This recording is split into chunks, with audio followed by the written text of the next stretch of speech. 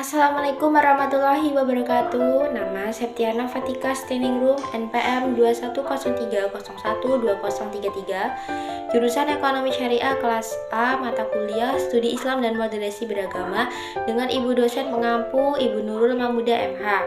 Di sini saya akan menjelaskan video tugas UAS mengenai materi bab yang ke-13 dengan judul Moderasi Beragama.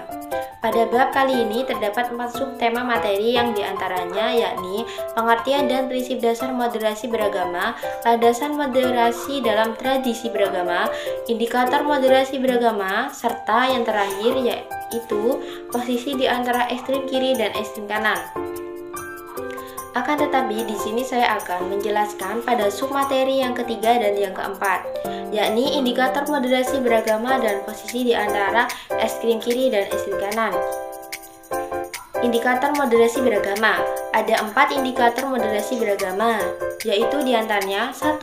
Komitmen kebangsaan, 2. Toleransi, 3. Anti kekerasan, yang keempat akomodatif yang terdapat dalam kebudayaan lokal.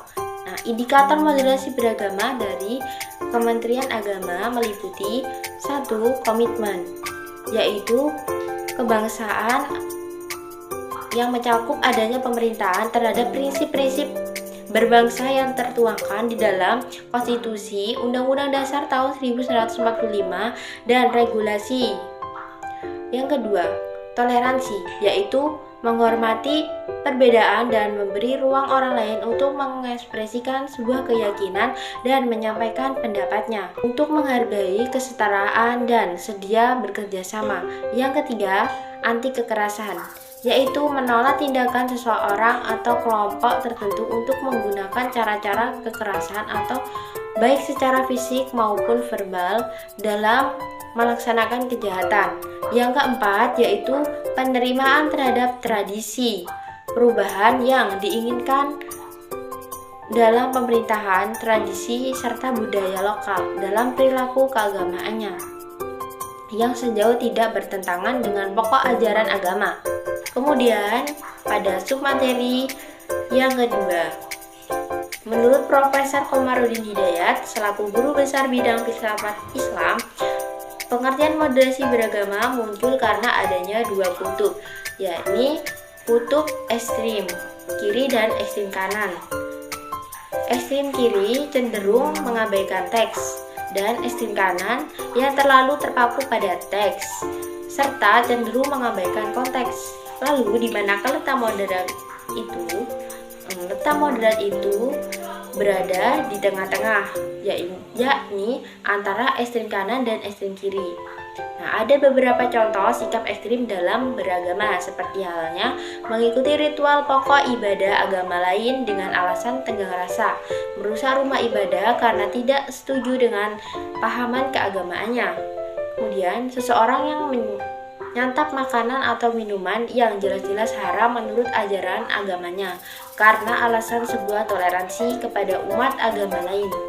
Kemudian, apakah moderasi beragama itu penting? Jadi, moderasi beragama itu sangatlah penting karena moderasi beragama diperlukan dengan adanya sikap ekstrim dalam beragama yang tidak sesuai dengan esensi ajaran agama itu sendiri. Perilaku ekstrim atas nama agama juga sering mengakibatkan lahirnya konflik rasa benci, intoleransi, dan bahkan peperangan yang memusuhkan peradaban. Kemudian, sikap-sikap seperti itulah yang seharusnya dimoderasi. Jadi, dimoderasi di sini bukanlah agamanya, melainkan cara penganut agama dalam menjalankan agamanya. Itulah yang harus kita moderasi. Sikap kita terhadap moderasi beragama yakni seperti tidak memaksakan penganut agama lain untuk mengikuti aturan-aturan agama kita. Seperti itulah. Terima kasih. Sekian penjelasan dari saya. Mohon maaf apabila ada kesalahan kata dan pengucapan. Kepada Allah saya mohon ampun. Saya akhiri. Wassalamualaikum warahmatullahi wabarakatuh.